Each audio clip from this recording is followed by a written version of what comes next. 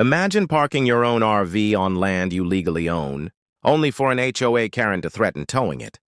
But when the truth came out, she realized the entire road she was standing on wasn't hers at all. One summer weekend, I parked my RV right along the gravel road that cut through the edge of my ranch. My family and I had planned a getaway, but first we wanted to load everything easily. Out of nowhere, Karen, the self-appointed HOA enforcer, stormed down waving her phone.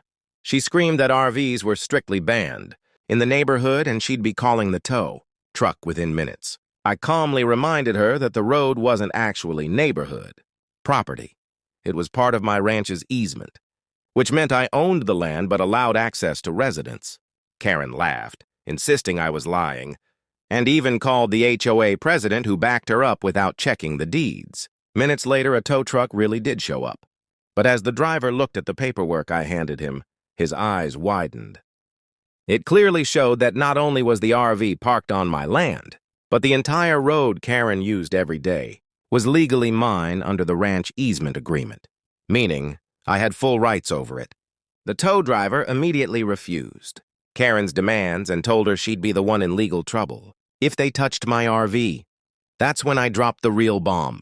I had already spoken to my lawyer about Karen's harassment, and if she continued, I could revoke HOA access to the road entirely, which would cut off the whole neighborhood from the highway. Karen's face went pale, and the HOA president, who had arrived minutes later, looked like he might faint. Realizing they had no power, the tow truck left, and Karen shuffled away humiliated in front of the neighbors, who had gathered to watch. Later, the HOA board actually apologized, admitting they never bothered to check the easement maps before letting Karen run wild. The funniest part?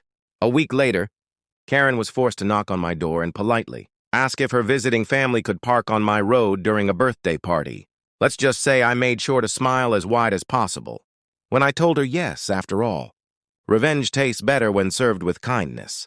And if you enjoy seeing Karens get destroyed by their own ignorance, make sure to subscribe because the next story is even crazier.